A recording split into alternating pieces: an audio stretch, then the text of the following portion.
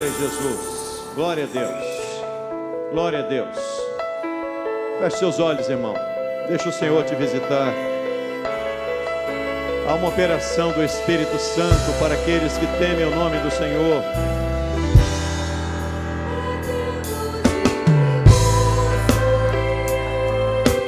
Glória a Jesus.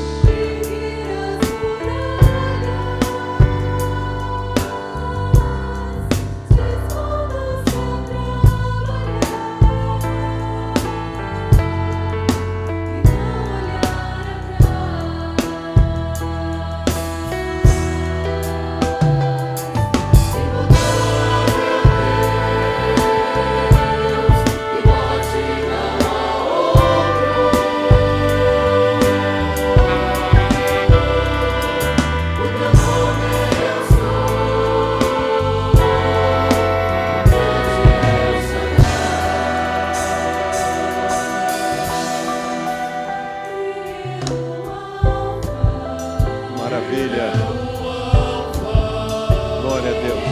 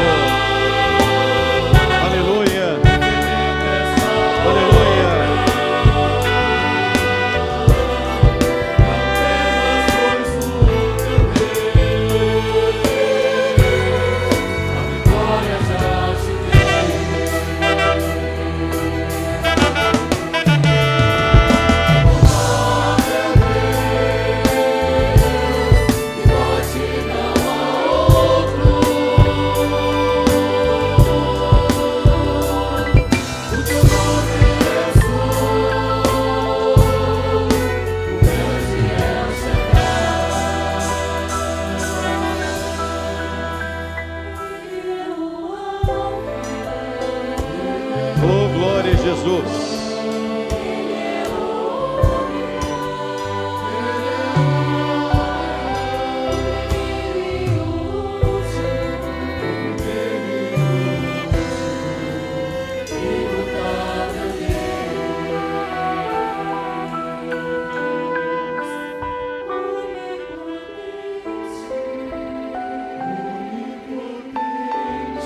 Aleluia. Aleluia. Glória a Jesus. Adorado seja o Senhor. Amém.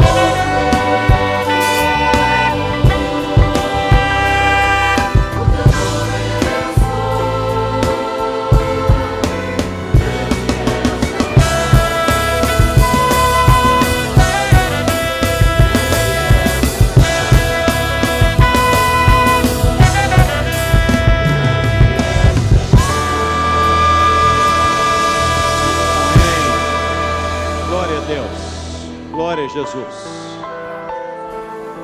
Esta noite é uma noite para engrandecermos o Deus El Shaddai. Damos glória pelos seus atributos eternos. Eu convido a congregação, aqueles que puderem, para colocarem-se em pé. Leremos um texto na palavra de Deus, apenas um único versículo, que está no Evangelho segundo o que escreveu Mateus. Evangelho de Jesus Cristo segundo o que escreveu Mateus, no capítulo 22. Leremos apenas o versículo 4.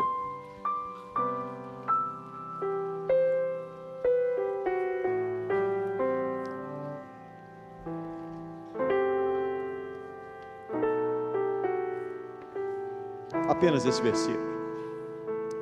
Eu convido todos aqueles que puderem para lermos juntos. Leamos. Depois enviou outros servos, dizendo: dizei aos convidados: eis que tenho o meu jantar preparado, os meus bois e cevados já mortos, e tudo já pronto. Vinde às bodas. Tudo está pronto. Vinde às bodas. A igreja pode assentar-se.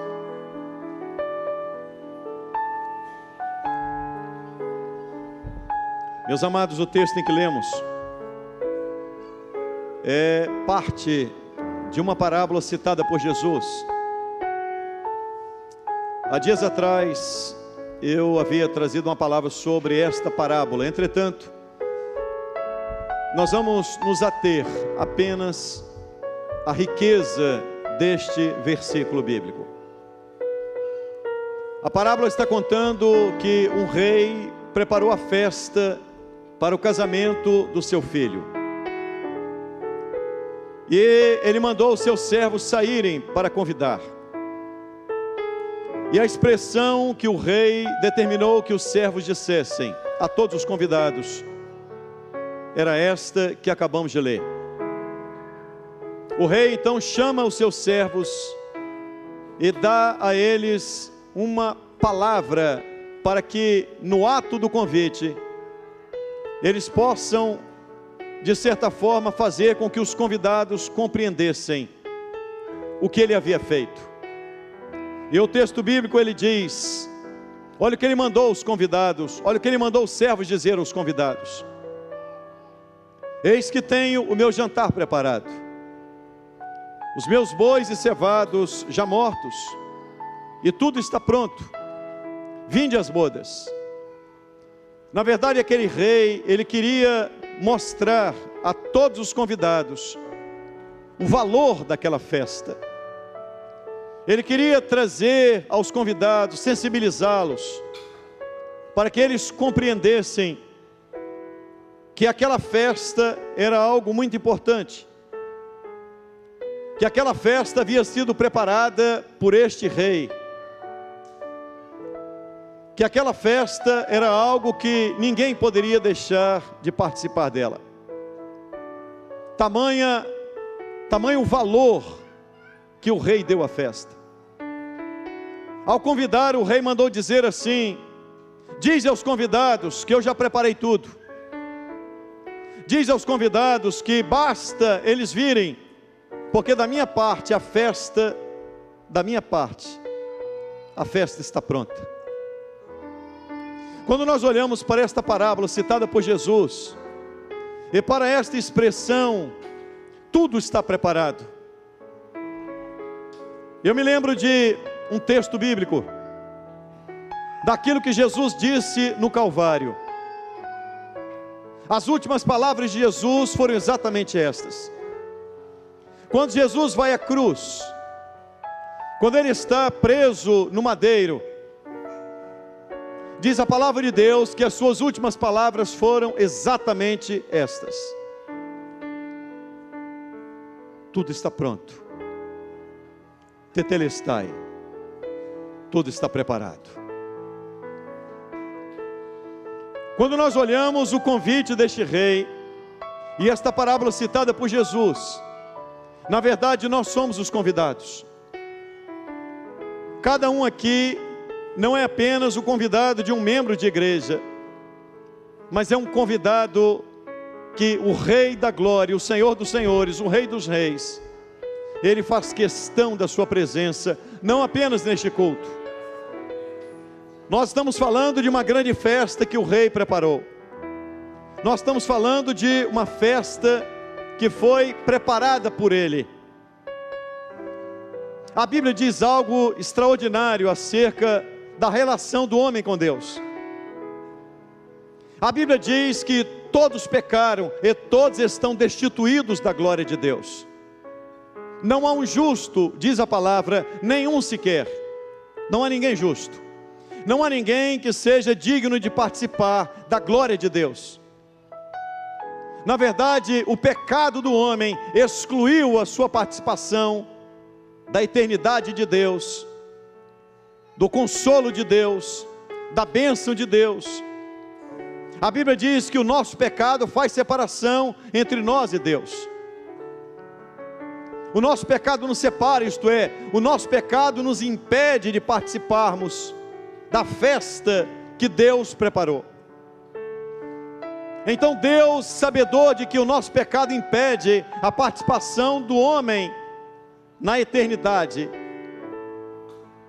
diz a Bíblia que então Deus providencia um único recurso para que o homem esteja em condição de participar desta festa.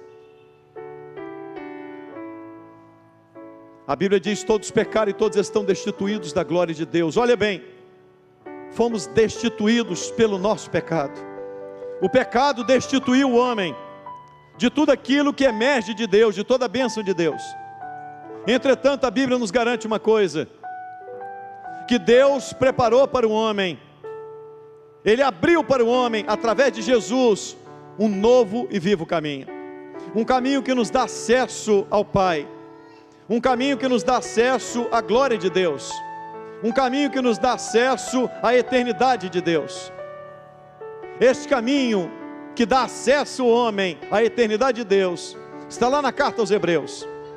A Bíblia diz que pelo sangue de Jesus, nós temos acesso ao santuário, aonde a glória de Deus, o Shekinah de Deus estava. Então nós temos acesso pelo sangue de Jesus. É o sangue de Jesus que, diz a palavra de Deus, nos purifica de todo pecado. Quando você olha para a palavra, esta expressão bíblica, ela diz: eis que tenho o meu jantar preparado, os meus bois e cevados já mortos. Ele está falando de sacrifício. A parábola fala de sacrifício. A palavra fala de que houve um sacrifício para que houvesse uma festa. Sem o sacrifício da cruz não haveria festa. Se Jesus não aceitasse ir ao Calvário, não haveria festa. Nós só estamos aqui hoje, nós só desfrutamos da presença de Deus hoje, porque Jesus assumiu a minha culpa. E a Bíblia diz que Ele cravou a cédula da nossa condenação na cruz do Calvário. Ele rasgou a cédula, Ele rasgou o edito, aquilo que era contra nós. Ele rasga e Ele diz: tetelestai, estáis perdoados. Quando Ele vai à cruz do Calvário, Ele na verdade vai morrer a nossa morte, para que nós vivêssemos a sua vida. Esse é o motivo de estarmos aqui. Jesus morreu a minha morte, para que eu pudesse hoje viver a sua vida. Bendito seja Deus, que em Cristo nos possibilita participarmos de um banquete. Observe que a tônica deste versículo é o preparo, aquilo que Deus preparou. Às vezes se imagina que o homem precisa fazer alguma coisa. Não existe boas obras para a salvação. Boas obras não salvam. Boas atitudes não salvam. É claro que o homem transformado por Deus tem boas obras e tem atitudes, mas não são as boas obras que te levam para o céu. É o sangue inocente derramado na cruz que te perdoa de todo pecado. E como resultado de você ter recebido Jesus como Salvador, é impossível você ser a mesma pessoa, então você vai mudar de vida.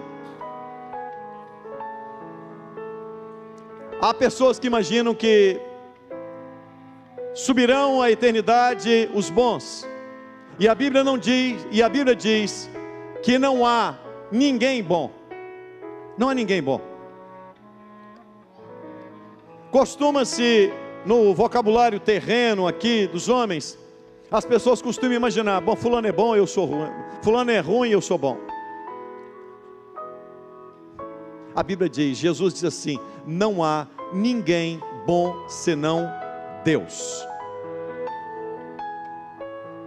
Todos pecaram, todos nós pecamos, todos nós falhamos.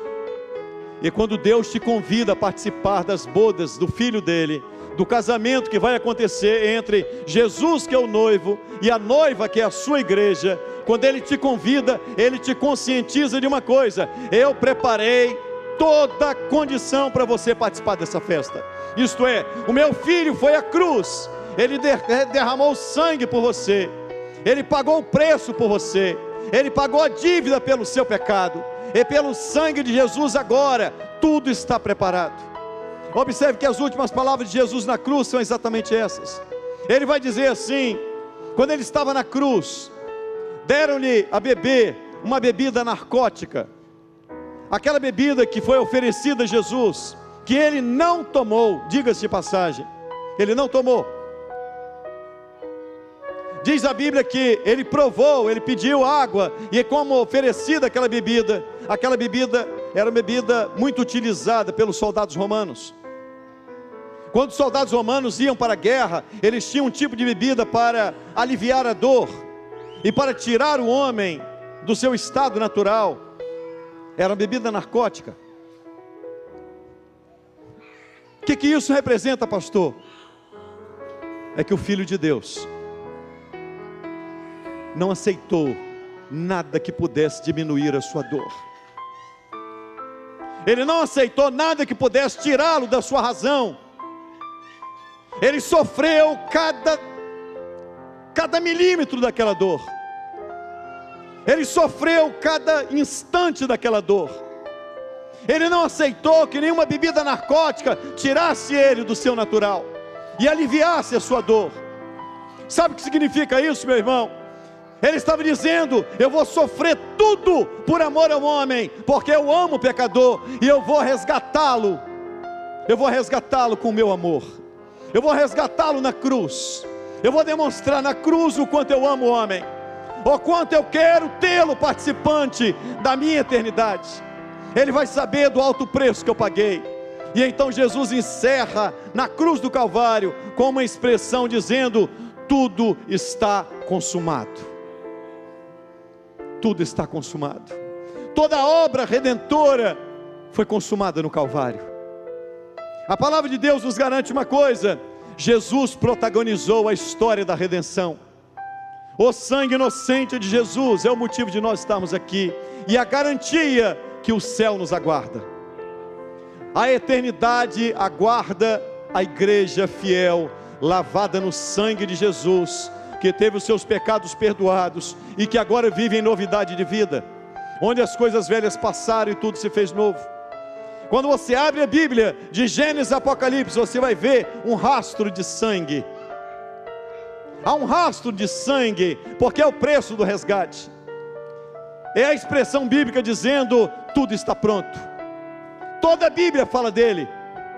Toda a Bíblia fala desse resgate, desse alto preço.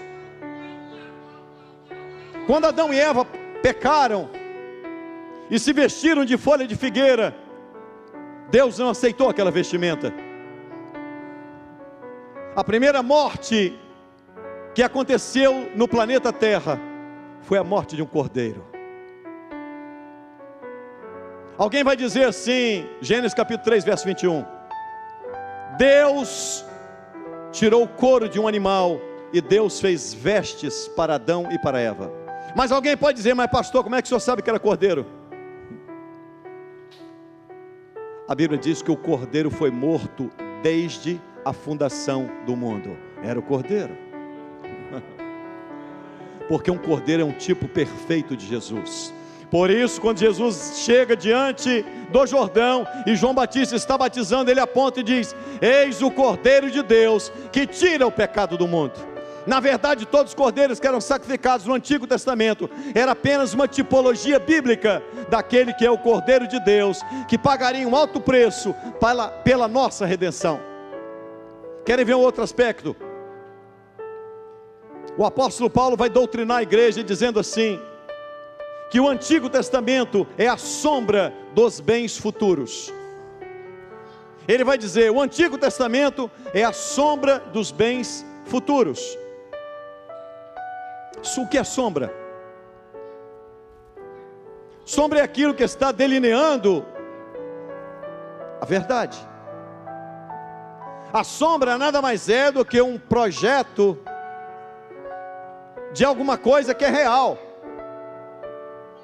Quando você olha para uma sombra, você imagina logo, porque a sombra, ela tem essa capacidade. As nuances da sombra te possibilitam ver o que está adiante. O Antigo Testamento foi posto exatamente assim. Por isso a Bíblia diz que quando o povo de Israel, que estava há aproximados 430 anos no Egito, eles iam sair do Egito, Deus disse que havia preparado uma terra que emana leite e mel. Deus lhe havia prometido uma terra para aquele povo. Olha bem, é a sombra dos bens futuros. Porque assim como Deus tirou Israel do Egito, Deus arrancou a igreja do mundo. Deus tirou a igreja do mundo. Mas como Israel saiu do Egito, imagine uma coisa, eram próximos a 3 milhões de pessoas. Era o grupo de israelitas que habitavam no Egito. Mas dentre esses 3 milhões aproximados, perto disso, esta população tão grande, perto do tamanho do nosso estado, do estado do Espírito Santo, próximo. Imagine que ali estavam bebês de colo, crianças, adolescentes, jovens, idosos.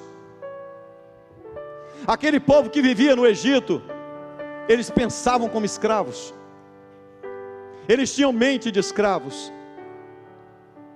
Imagine que aquela geração que saiu do Egito, os pais deles eram escravos, os avós deles eram escravos, os bisavós também eram escravos, os tataravós também eram escravos.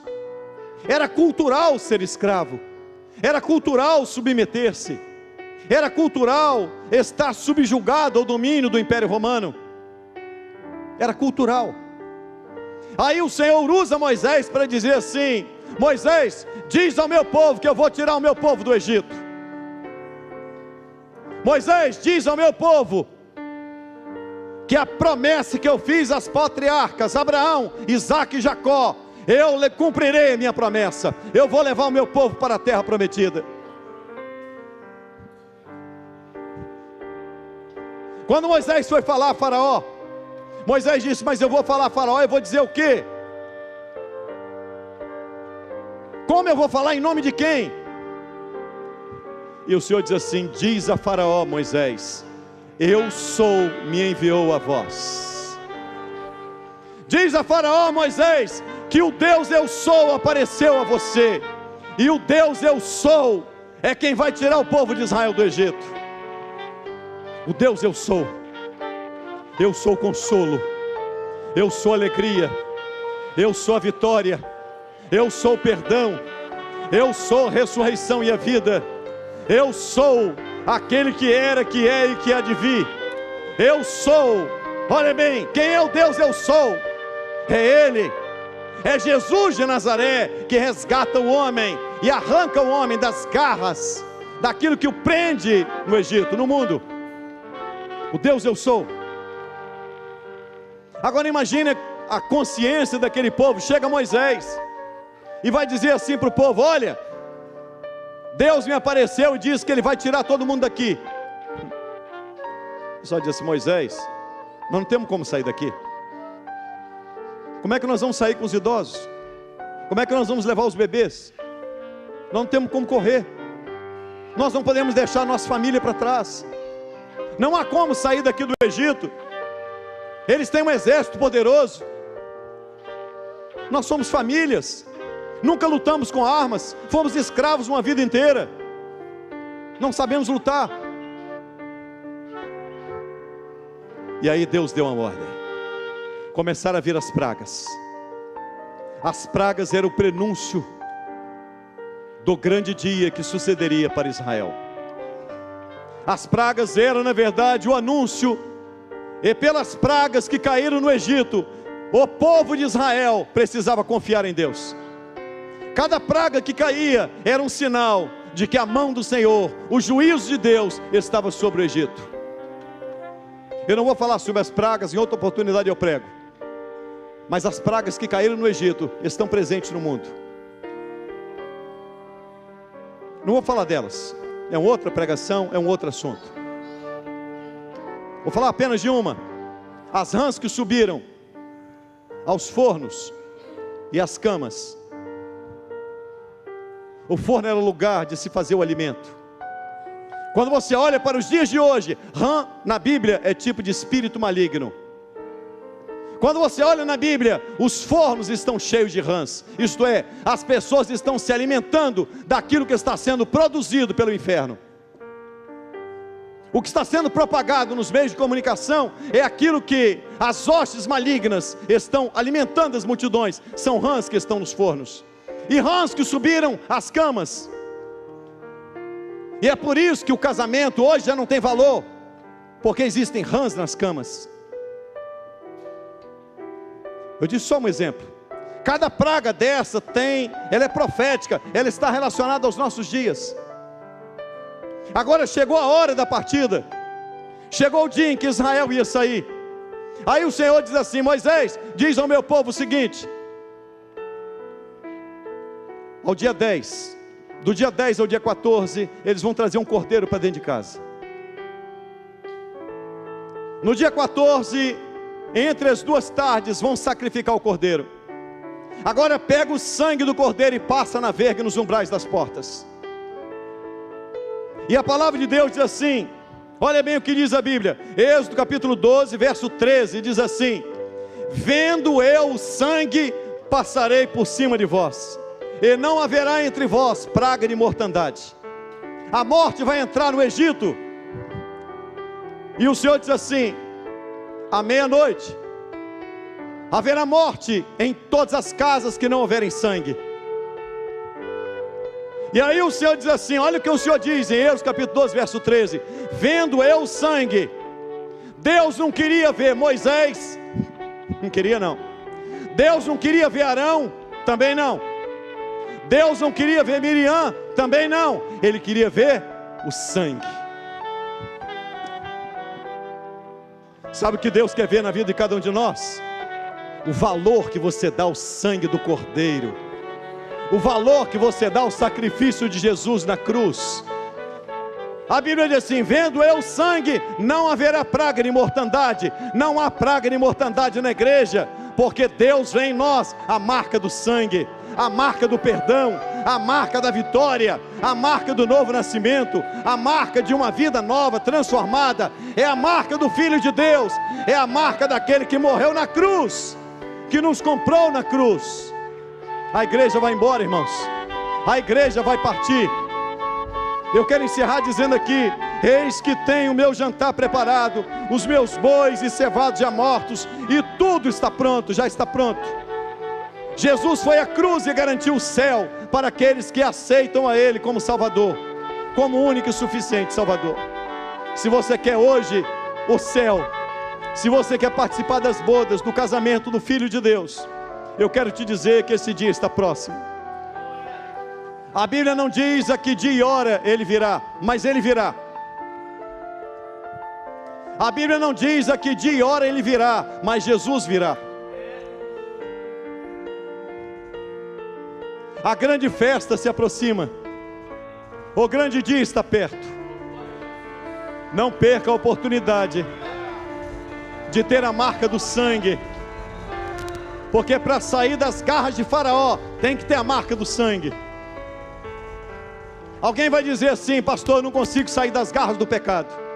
Eu quero te dizer: o sangue de Jesus Cristo te purifica de todo o pecado. Você quer libertação? Quer libertação?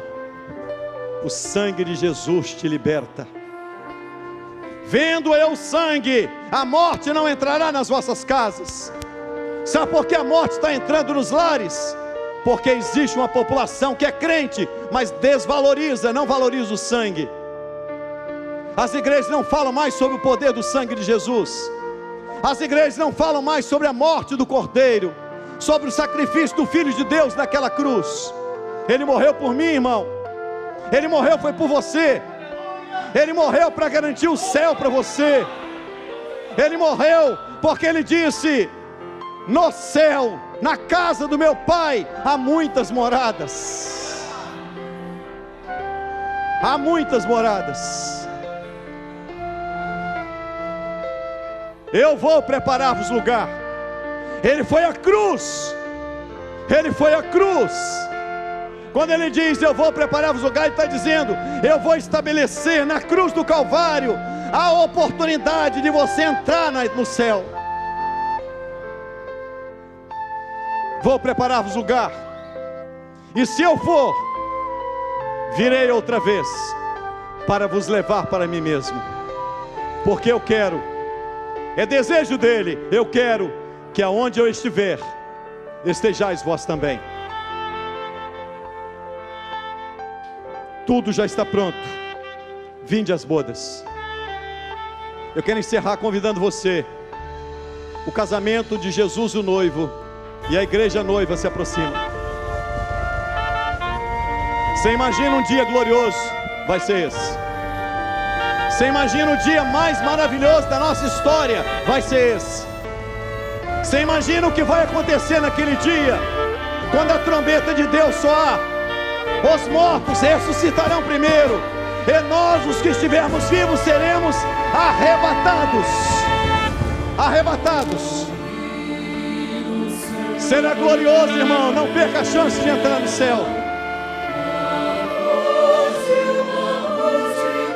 Oh, glória a Deus.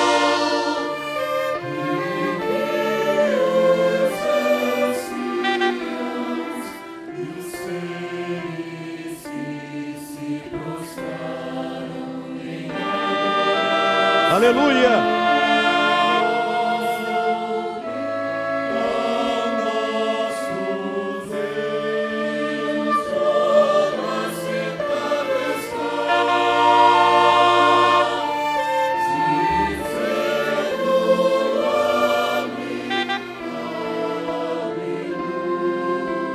Glória a Jesus.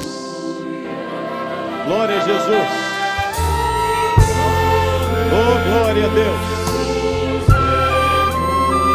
Bendito seja Deus.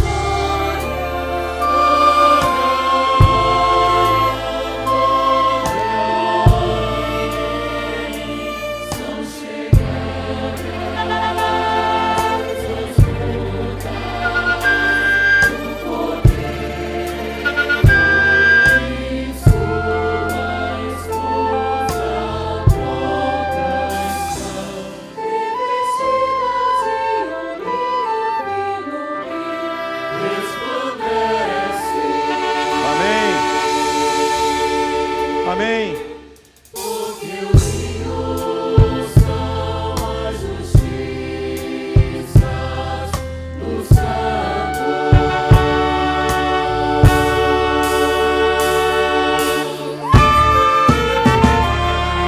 Oh, glória a Deus.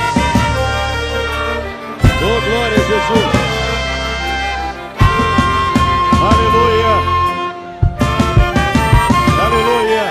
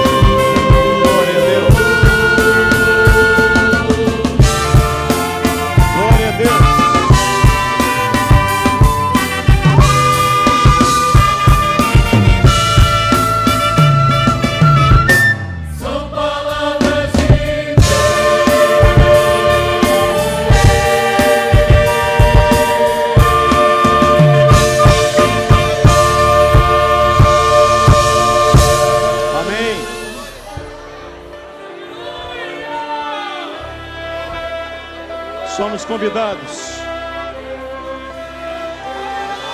Bendito seja Deus. Bendito seja Deus. Meus irmãos, a Bíblia diz que o convite dizia assim: eis que tenho o meu jantar preparado. Aprende uma coisa, nada na Bíblia está por acaso. Jantar é a última refeição do dia. Jantar é a última refeição do dia. É quando o dia acaba. Por isso na parábola das 10 virgens, e à meia-noite ouvir-se-á o clamor. Aí vem o esposo. Acabou o dia. Está de noite.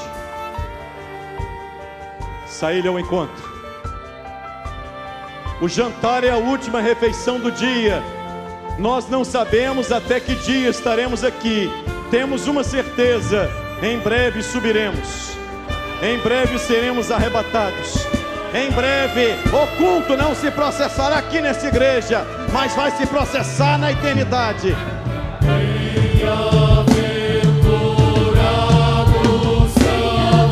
Glória a Deus.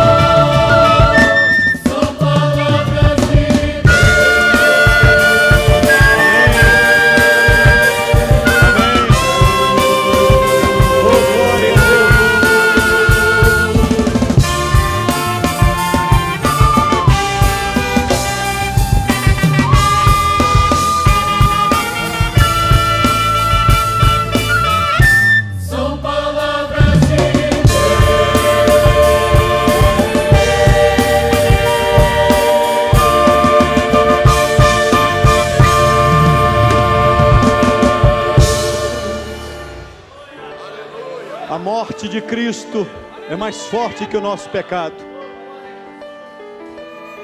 Eu quero convidar a congregação a estar em pé. Vai acontecer conosco o que aconteceu com Israel no passado.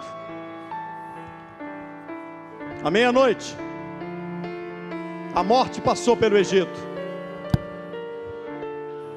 Quem tinha o sangue na verga e nos umbrais da porta da casa,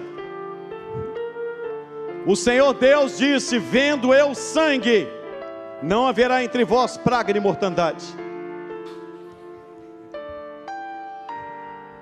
Israel foi embora do Egito.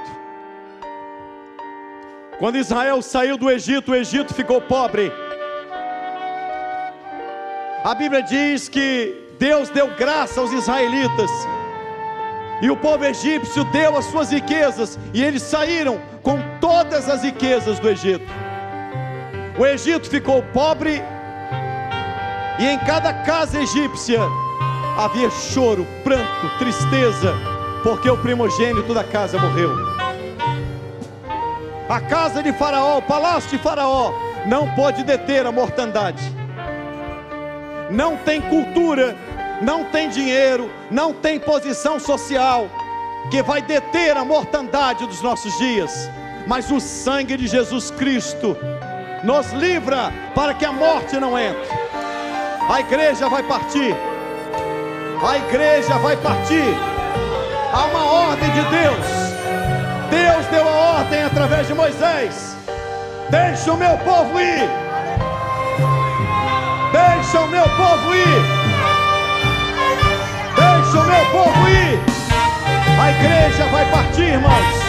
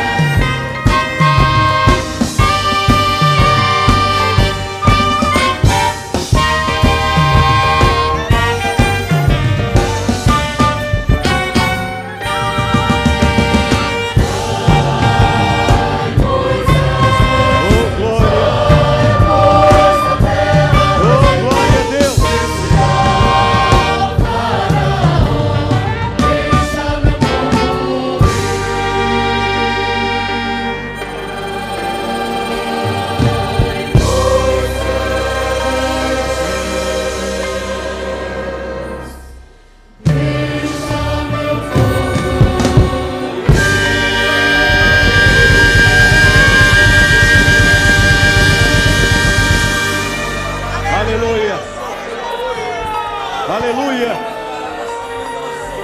A igreja vai embora, irmão. A igreja vai ser arrebatada. A igreja está vivendo o momento que antecede o grande dia. Jesus virá em glória.